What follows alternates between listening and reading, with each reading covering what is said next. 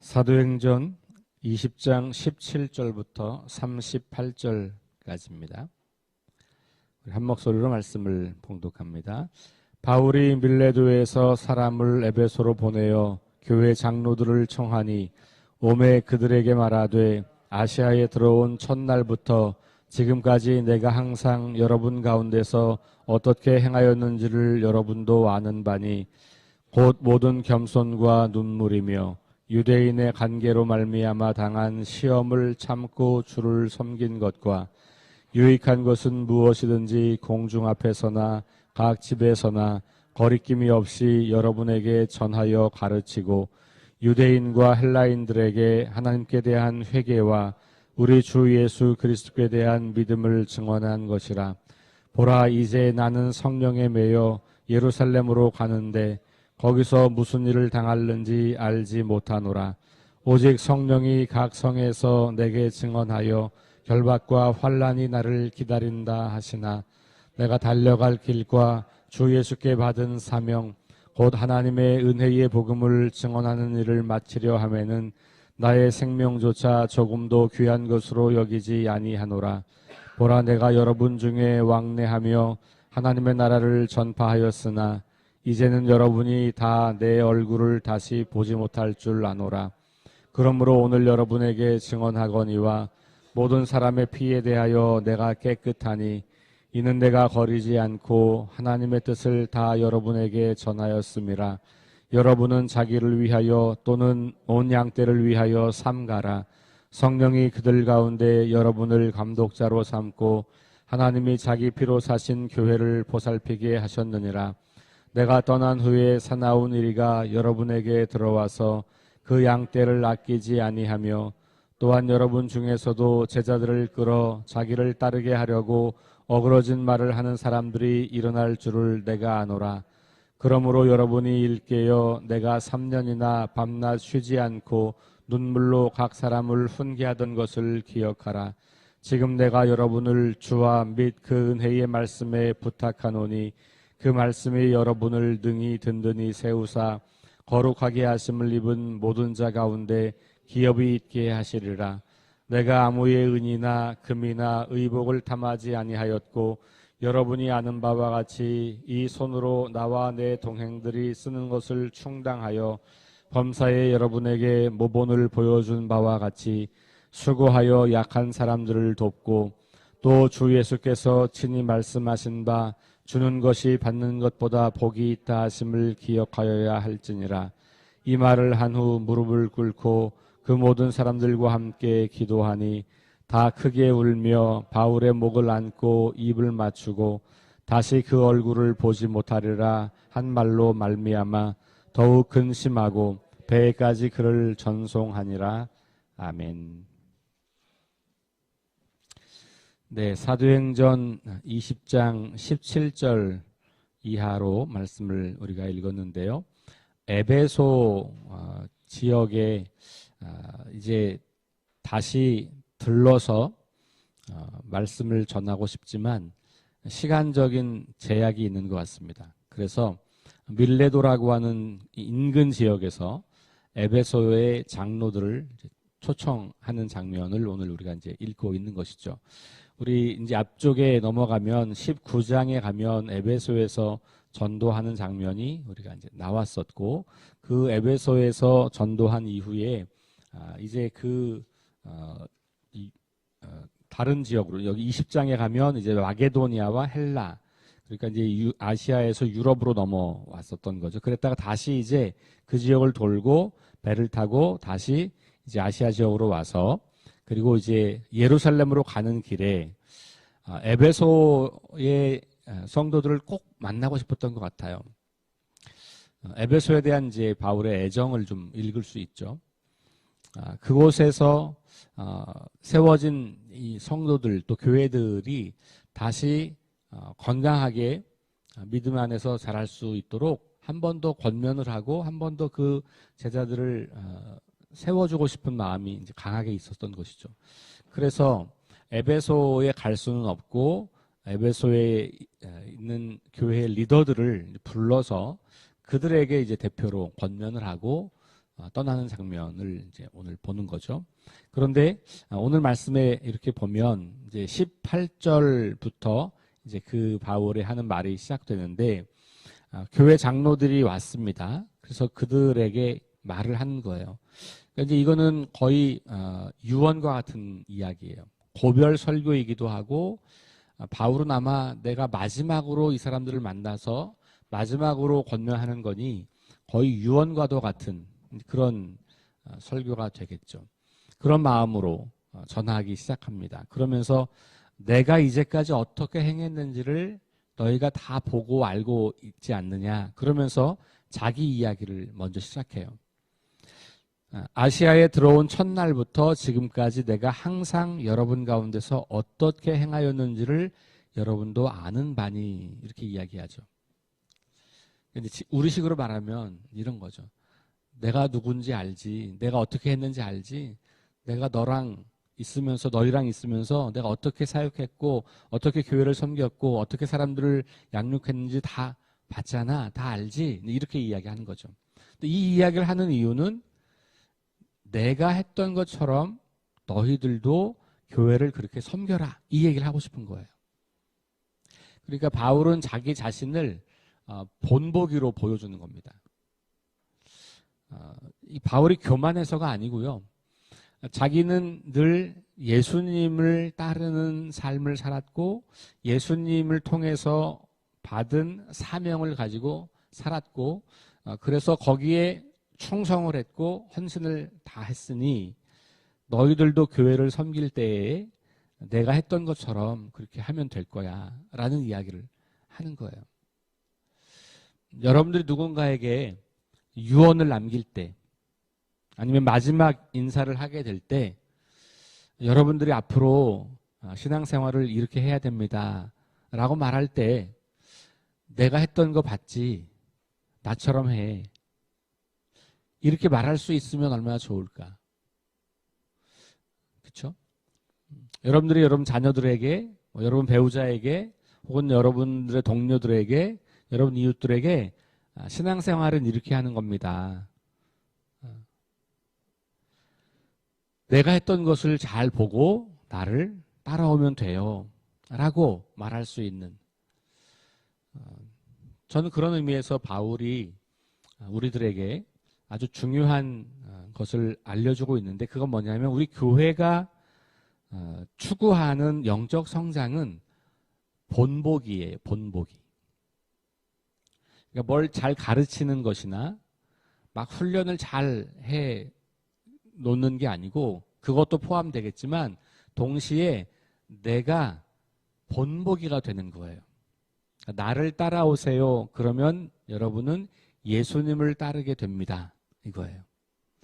바울이 나를 따르라고 하는 말이 자기 제자를 삼으려고 하는 게 아니고 나를 따르면 예수님의 제자가 될 수 있어요. 나를 따르면 교회를 잘 세울 수 있어요. 나를 따르면 공동체를 잘 세울 수 있어요. 라고 하는 이야기라는 거죠. 그래서 저와 여러분들이 내가 정말로 그렇게 완벽한 사람은 아니지만 나도 허물이 있고 나도 흉이 있고 나도 연약함이 있지만 그러나 내가 예수님을 따라가는 그 것 그리고 예수님께서 말씀하신 것을 전하고 내 사명을 잘 감당하는 것에 있어서는 나를 따라오라고 말할 수 있는 그런 우리 영적인 어떤 본보기가 되는 것은 굉장히 중요한 일이겠다. 이것이 복음을 전하는 굉장히 중요한 원리예요. 특별히 오늘 이 시대에는 더욱이 복음을 전하는 원리가 바로 삶으로 본을 보여주는 거예요. 예수 믿는 사람은 이렇게 사는 겁니다.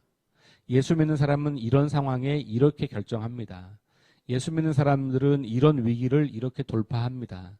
예수 믿는 사람들은 이런 절망적인 상황에서도 이렇게 살아갑니다. 우리 삶의 모든 것이 다 예수님을 따르는 삶의 본보기로 예수 믿는 것의 본보기로 보여주는 것이죠. 그렇게 될 때 건강한 그리스도인들이 계속해서 자라게 되는 거죠. 왜 그러냐 하면 하나님은 눈에 보이지 않아요. 예수님도 눈에 보이지 않아요. 그러니까 우리는 보이지 않는 하나님 나라를 보는 사람들이에요.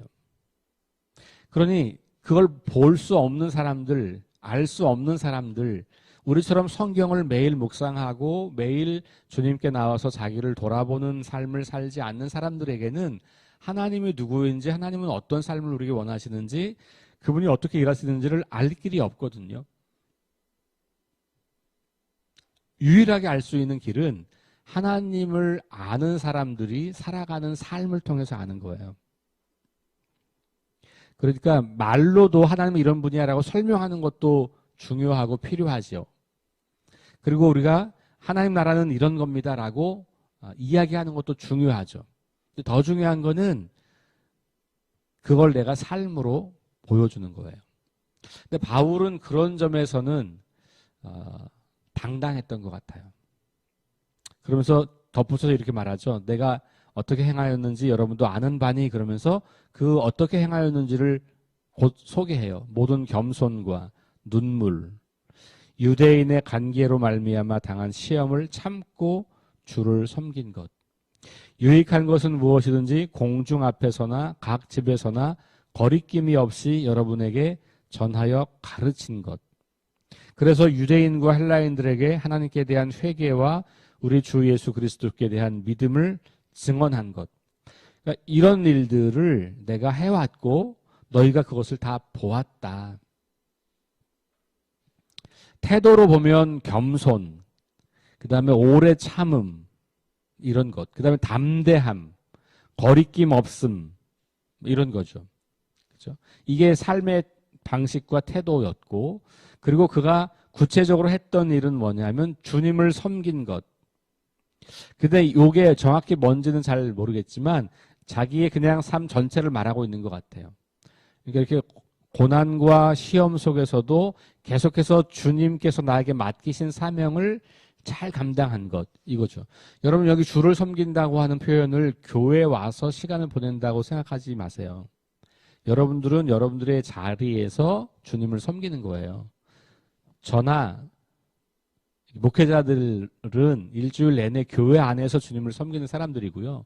여러분들은 여러분들의 직장과 가정과 여러분들의 지역 사회에서, 동네에서 주님을 섬기는 거예요. 그게 뭐냐면 내가 갖고 있는 사명, 하나님 나라를 드러내고 살아내고 하나님 나라를 전하고, 그런 일들을 여러분들이 있는 자리에서 하는 거거든요. 그게 주님을 섬기는 거예요.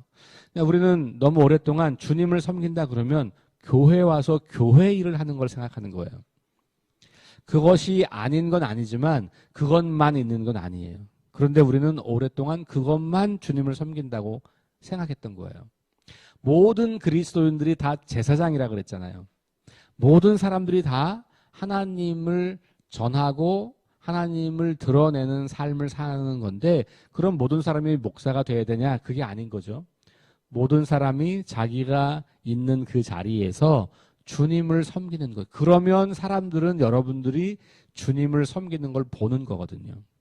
교회 와서 하는 거는 사람들이 못 보잖아요.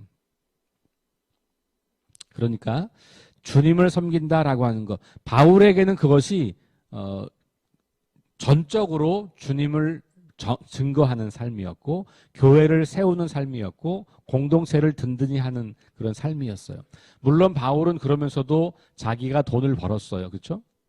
그러니까 아직까지 이때는 교회가 이 사역자들에게 뭔가를 줄 만한 때가 아니었고, 더군다나 그 당시 많은 철학자들과 그 선생님들은 돈을 이렇게 모았어요. 다른 거 안 하고, 그래서 특별히 거짓 교사들 같은 경우에는 적당히 말씀을 전하면서 그걸로 돈을 이렇게 모으는 일들이 많았거든요. 바울은 그것을 굉장히 이렇게 구별을 했어요.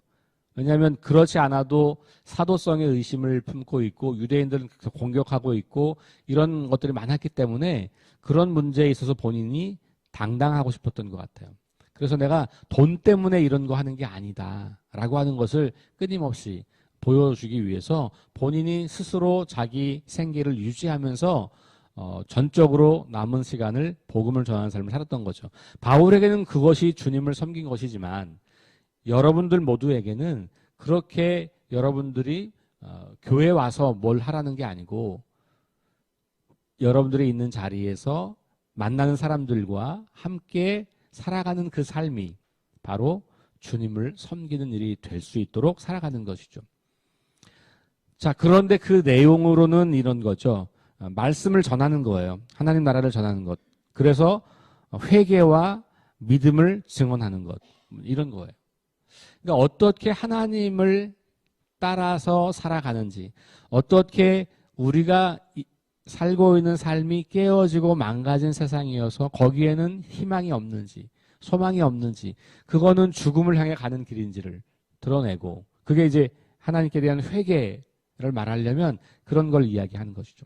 그러고 나서 하나님께로 돌아올 때 하나님이 주시는 선물이 어떤 것인지를 우리가 말하는 거고, 그래서 그들이 그 믿음 가운데 거하도록 돕는 것, 이런 것들이 우리가 함께 해야 할 일들인 것이죠. 이것은 전적으로 교회에서 사역하려는 사역자들이나 그렇지 않은 분들이나 다 동일한 거예요. 그러니까 여러분들이 일상의 삶에서 사람들에게 여러분들이 알고 있고 여러분들이 배우고 여러분들이 경험하고 여러분들이 만난 그 하나님을 전하고 소개하고 드러내는 일을 하는 것은 다 누구에게나 똑같이 주어진 사명이에요. 모든 그리스도인들은 이것을 위해 부름받은 거예요. 근데 그 구체적 현장이 다른 것일 뿐이죠. 그런 여러분들이 아는 만큼 전하면 돼요. 나는 아직 너무 몰라서 못하는 건 없고요. 초등학교 1학년이면 1학년 수준으로 하는 거거든요. 여러분들이 지금 할 수 있는 만큼 하는 거예요. 여러분들이 하고 있는 걸 알려주시고 여러분들이 믿고 있는 바를 소개해 주시고 여러분들이 그러게 어려우면 함께 성경을 읽도록 아니면 어떤 책을 읽도록 안내를 하고 이런 것들을 하는 것이죠. 자, 22절에 바울이 그렇게 내가 여기서 어떻게 사역했는지 우리가 다 알고 보았으니까 너희들도 그렇게 하면 돼 라고 말을 하면서 나는 이제 성령에 매여서 예루살렘으로 간다 이렇게 이야기합니다. 22절에 보니까 성령에 매여 예루살렘으로 간다. 그런데 내가 거기서 무슨 일을 당할지 알지 못한다. 이 말은 뭐예요? 나는 죽을 수 있다 이 말이에요. 그러니까 정말로 아무것도 모르겠다 이런 말이 아니고 내가 가면 죽을 위협을 맞이할 거야 이런 말을 하는 거죠. 그걸 어떻게 알았냐? 23절 성령이 각 성에서 내게 증언하여 그랬어요. 그러니까 각 성에서라고 하는 말이니까 이게 무슨 얘기냐면 바울이 복음을 전했던 곳마다 어려움이 있었잖아요. 박해가 있었죠. 유대인들이 막 공격했잖아요. 그런데 예루살렘에 가면 거기는 유대인들이 우글우글대는 곳이란 말이에요. 그러니 내가 이제까지 지나오면서도 계속 이렇게 어려움과 위기를 경험했었는데 예루살렘에 가면 그건 불을 보듯 뻔한 일이지 라고 하는 것은 바울이 계속해서 사역을 하면서 마음속에 끊임없이 들어왔던 생각들이에요.